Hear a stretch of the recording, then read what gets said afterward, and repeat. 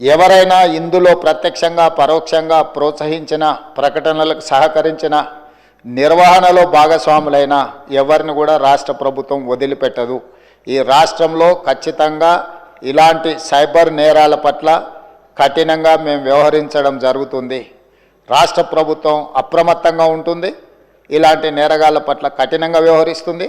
ఈ సభ ద్వారా సభ్యులందరికీ నేను ఈ ప్రకటన ద్వారా ఒకే మాట చెప్పదలుచుకున్నా, స్పెషల్ ఇన్వెస్టిగేషన్ టీంను ఏర్పాటు చేస్తున్నాము. తద్వారా అందరినీ కఠినంగా అణచివేయడమే కాకుండా చర్యలు తీసుకుంటామని తమ ద్వారా తెలియజేయదలుచుకున్నా అధ్యక్ష. అదేవిధంగా అధ్యక్ష, శాంతి భద్రతల మీద చాలాసార్లు మాట్లాడుతున్నారు, చాలా విషయాలు మాట్లాడుతున్నారు. నేను ఎక్కువ విషయాలు చెప్పదలుచుకోలేదు, కానీ గత ప్రభుత్వంలో కొన్ని దారుణమైన సంఘటనలు జరిగినప్పుడు తీసుకున్న చర్యలు, వాటి వివరాలు ఇవన్నీ కూడా ఈ సభలో చర్చిద్దామంటే మాకేం అభ్యంతరం లేదు అధ్యక్ష. ఎక్కడైనా చెదురుమదురు సంఘటనలు జరిగినా, అనుకోకుంటే ఎవరైనా నేరానికి పాల్పడ్డప్పుడు నేరం అనేది ఎవరు మనకు చెప్పి ముందస్తుగా సమాచారం ఇచ్చి పాల్గొన్నారు. నేరం జరిగిన ఎంబడే ప్రభుత్వాలు వ్యవహరించిన తీరు అత్యంత కీలకం, అత్యంత ప్రాధాన్యతతో కూడుకున్నది అధ్యక్ష. అందుకే మన రైల్లో జరిగిన సంఘటన పట్ల కానీ, అది రైల్వే పోలీసుల పరిధిలో ఉన్నా కూడా మేము తక్షణమే చర్యలు తీసుకోవడానికి అన్ని రకాలుగా పోలీసులను అప్రమత్తం చేసినాం. ఏ చిన్న సంఘటన జరిగినా రాష్ట్ర ప్రభుత్వం అప్రమత్తంగా ఉంటుంది. ఆనాడు ఔటర్ రింగ్ రోడ్ దగ్గర వెటర్నరీ డాక్టర్ను మీకు తెలుసు అధ్యక్ష, సాయంత్రం పూట అక్కడ ఉన్న డాక్టర్ని ఆ రోజు జరిగిన పరిస్థితులు, జరిగిన తర్వాత పరిణామాలు మనం అందరం చూసినాం. అదేవిధంగా అధ్యక్ష, న్యాయవాదులు వామన్ రావు గారు దంపతులు స్పష్టంగా కోర్టుకు వెళ్ళి మమ్మల్ని చంపుతారు, మమ్మల్ని చంపే ప్రక్రియలో ప్రభుత్వంలో ఉన్నవాళ్ళు, ప్రభుత్వానికి సంబంధించిన వాళ్ళే మమ్మల్ని చంపడానికి ప్రయత్నం చేస్తున్నారు, మాకు సెక్యూరిటీ ఇవ్వాలి అని చెప్పి హైకోర్టులో పిటిషన్ వేయడమే కాకుండా అక్కడ కోర్టులో కూడా వాదించి వస్తుంటే నడి బజార్లో నరికి చంపినారు అధ్యక్ష.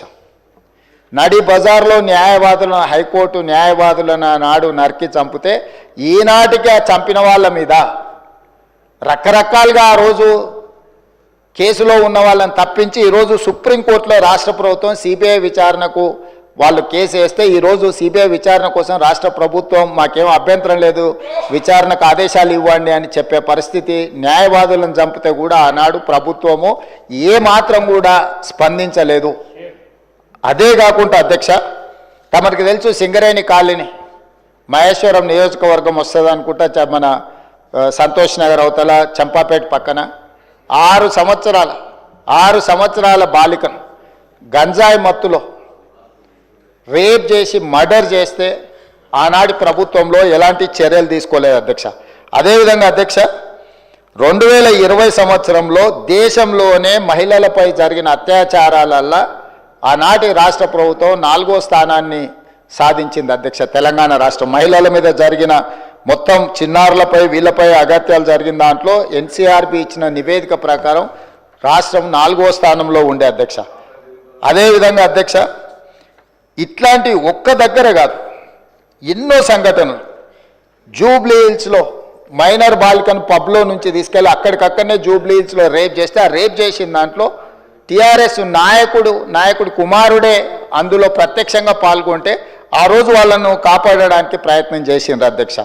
అదేవిధంగా అధ్యక్ష, వక్ఫ్ బోర్డ్ చైర్మన్ కొడుకే ఆ రోజు కేసులో ఉండడానికి కేసు కట్టడం జరిగింది అధ్యక్ష. సరిగ్గా నేను ఎక్కువ దూరం వెళ్ళి ఆరోపణలు చేయదలుచుకోలేదు. ఆ రోజు ఉన్న ఒక మంత్రి గారి కుటుంబానికి సంబంధించిన వాళ్ళ మీద కూడా వచ్చిన ఆరోపణలు మీ అందరి దృష్టి